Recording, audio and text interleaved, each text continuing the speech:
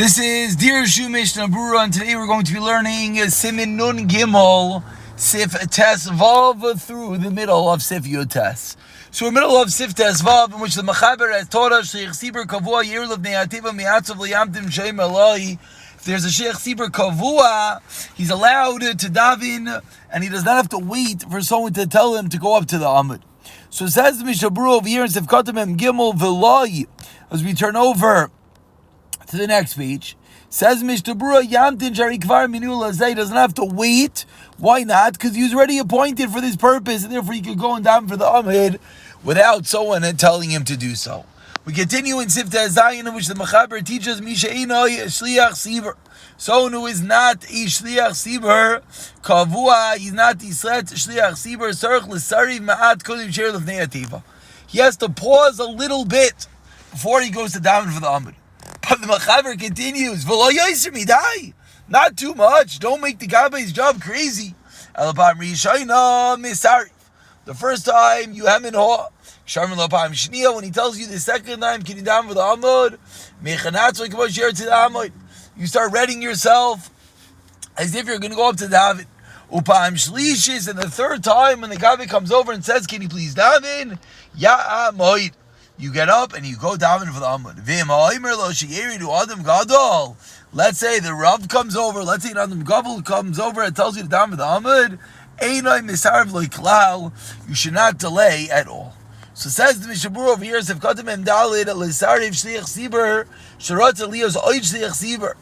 there is one Shliach Sibur, and he doesn't want to daven for the Amud anymore.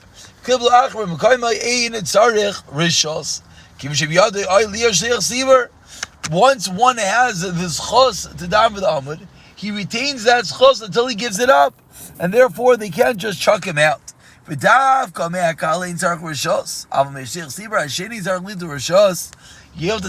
rishos for the second shliach sibur. King goes to Chuvas Yad Eliyahu. The Ber Halacha explains that even such a shliach sibur needs to take rishos before davening for the Amud. Says Mishnah Berurah Sefkatan Memei Klal that if it's an Adam Gadol and asks you to daven for the Amud, you should not delay at all. Dein misarvin legadol, a very important rule. You never don't want to not listen to someone who's great. Because it ties to Barak Zayin the Psachim the Dvar Gasas Usurara Filamer Lo Adam Gadol Yisarif. But if it's a matter of haughtiness, then even if an Adam Gadol tells you to do it, you could delay. So apparently we see from over here that Stam Davening for the Amud, that's not a matter of Gasus and Sarara, but perhaps it would be to be appointed as something very, very chashiv, that even if an Adam Gadol tells you to do it, you could less delay. And of course, this is where all the stories come from, when one Adam Gadol asks another Adam Gadol to take a job as a Nasi, as a head of a certain cause, that often we'll find that they will delay before immediately acquiescing. But when it's time to daven for the Amud, you should right away go up and daven. Says the Mechaber Sif Yitayim, if the Sheikh Sibur makes a mistake and you have to point someone else, that person that you appoint should not delay, you should go up right away. And it continues the Mechaber and Sif Yuchas, someone says, I don't want to daven for the Amud. My clothing is colored. Sandal. I'm wearing sandals. Lo yirid roisa tefillah klal. You should not daven at all that tefillah. Because that's a matter of abikarsim, to be particular about this. We have to be careful. Maybe this guy all of a sudden turned into an abikaris. Maybe he went off the derech. Maybe we don't know what's going on with him, and therefore if he says, I don't want to daven because I'm wearing colored clothing, or I'm wearing sandals, areas which are not la halacha, we don't afterwards allow him to daven for the Amud. Says the Ramav, even if he explains the reason why he said this, it still does not help, says the Ramav. So we say, look at the Mishnah Berurah, Sefkatan Memvav, lo yerid. Va'afilu mischarid achikach. Says Mishnah Berurah, let's say he feels bad afterwards. I'll daven with colored clothing. Lo yishavkin lo, we don't let him. As Mechaber explained, because this was the way of Abikarsim to say that he's not going to daven because he's wearing colored clothing. So if even afterwards he says, "Oh, you're right, I messed up. we still do not let him go up to the Amud. But I say tefillas of Gadol Mem Zayin the Kimash Shamanu Mimenu Bad Yodivei Abikarsis. Since we didn't hear explicitly that he's an apikaris, we're only suspect for one tefillah. Meaning, the Mishnah Berurah is speaking out over here. We don't necessarily have to be worried for the rest of this guy's life and never let him down for the Amud. For that tefillah is enough of a suspicion. And this is even if he gave an amasli, even an explanation. As for example, what's an example of an explanation? He says that really he was doing it for the honor of Hashem to wear white. Since the tzibur asked him to daven, and he should not have deterred. Since you're allowed to daven, you should not have been better than thou. Says the Bri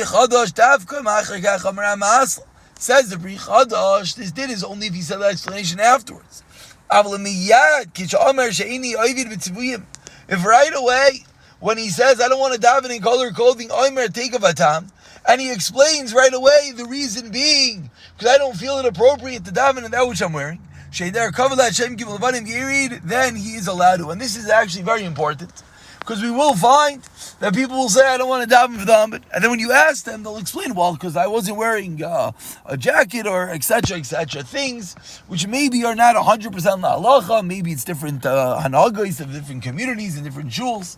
So now we're learning that if he explains right away, and he says, the reason I don't want to daven for the Amud is because I don't feel I'm dressed properly, then if afterwards they need him to daven for the Amud, he would, yes, be allowed. We continue with Sif Yotah, says the Mechaber.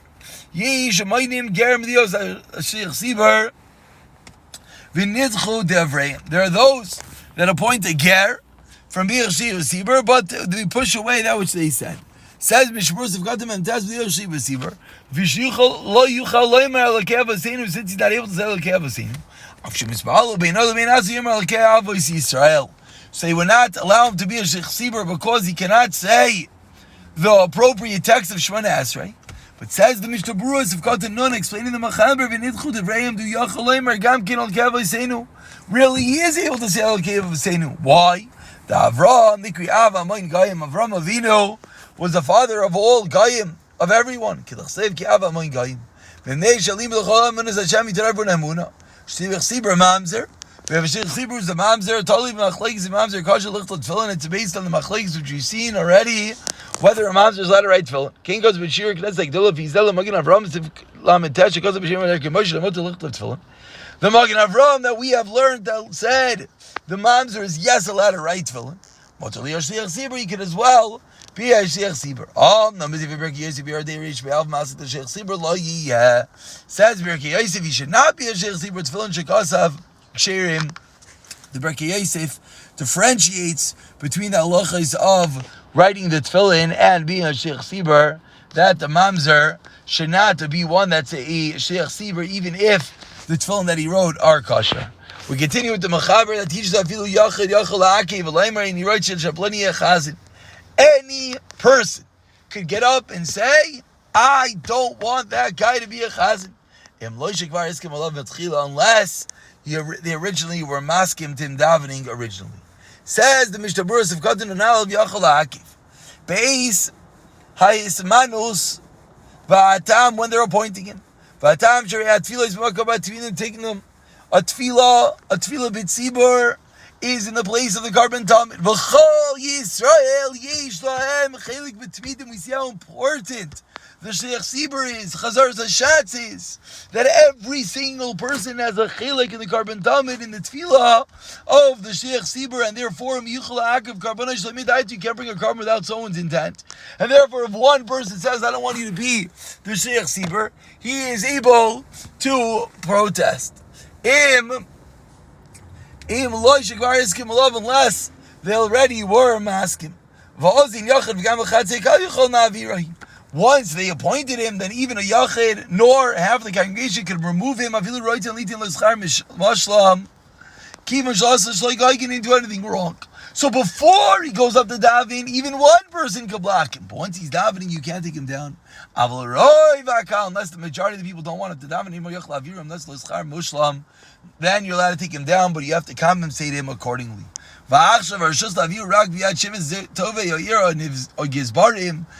Mishnah Berurah, nowadays the permission is given to the 7 trustees of the city, oy the gizbar, we call makan mumakal via takana, each place according to the takanas of that shul, to appoint or remove someone for being chazan. We continue with the Rama, excuse me. We continue with the Mishnah Berurah, in which he explains that the singular person that says, I don't want this guy to be a chazan, and he writes in the Sivkatan and base, but it has to be, says Mishnah Berurah, there's someone else that you could hire. If you can't find someone else, or you can find someone, but he's going to be more costly. We don't have the funds to do such. Meaning, we're learning an important rule over here. Any person could block one guy from being a Sheikh Sibur, but only in a scenario that they could replace him. But if the new guy's going to be more costly, then the only way that this one guy could block is if he's going to foot the bill. Even if they look into it, they find out that the second guy is indeed better.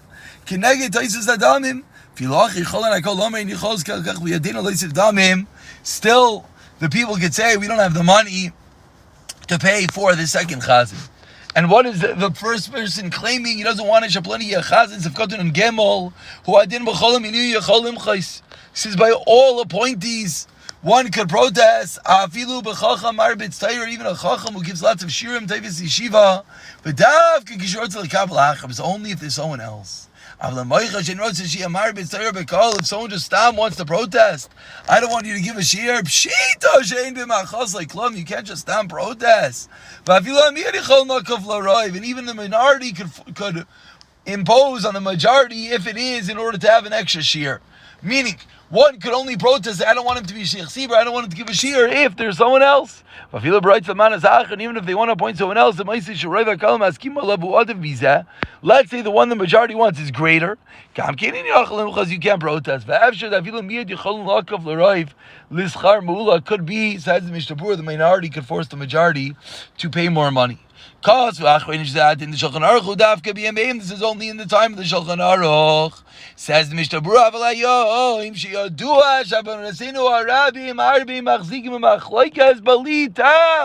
screams the Mishnah Berurah that nowadays, unfortunately, there are those that fight without any reason. They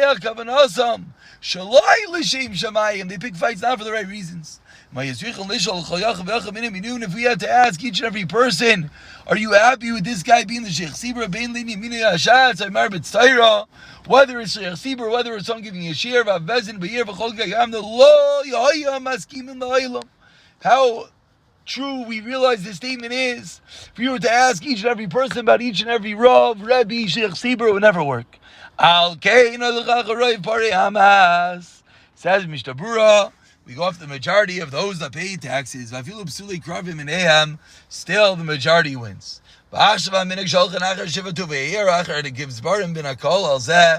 Nowadays, nowadays we go by the 7 trustees, or you go by those who are chosen from the congregation, which will probably be something like a board in a shul. Call Mako Lafi Minagli. Says Mishnah Berurah, we never want to increase machlekes. Vein bashkichan al yachid. Magen Avraham says another reason. It's not possible the din that one person could protest the dafka because my name Sheikh Sibur. Moitzi Rabbi Midechayvasam. Adds on the Magen Avraham. Bisman HaShulchan Aruch, when the Sheikh Sibur, the person davening for the Amud, he was being yaitze everyone else their obligation mitfilas azeh yachalaki. Then a singular person could protest, like we saw, like the carbon tamid. He's bringing the carbon for you. He has to have you in mind. You can't be a shliach against his will. Nowadays, we all daven for ourselves. To the Sheikh Sibur is only to lead the services. Therefore, there's not going to be such a kapeda, even if one person does not want him to be the Sheikh Sibur. Mitzchila. And we conclude today's share with the Mechaber that taught us, unless they originally were asking this guy to be the Sheikh Sibur Sefkatun and Dalit, Vim Kablu Lizman, Vinishlam Azman, if they accepted him to be a Sheikh Sibur for a certain amount of time, and that time has elapsed, that's not called originally agreed upon him.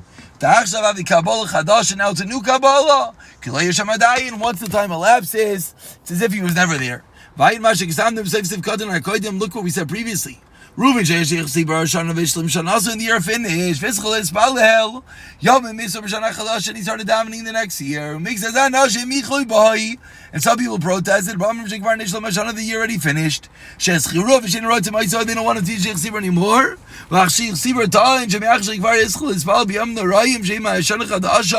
And Reuben says, no, I already started the new year. I started the Yom and the Rahayim v'loy me'anu b'hay. You didn't protest. She also says Chashana miksasa kikula. Therefore, I can continue davening. Shibar loy mushlam paslik b'chuvas matz. Ta'adin Mashiach Siva. Sheikh Siva wins. That if he started and no one protested, he does indeed finish out the year. Ayin like it Kemach Yudalid Amid Aleph, and we'll pick it up from the middle of the Ramah on the next year. B'siyata Dishmaya.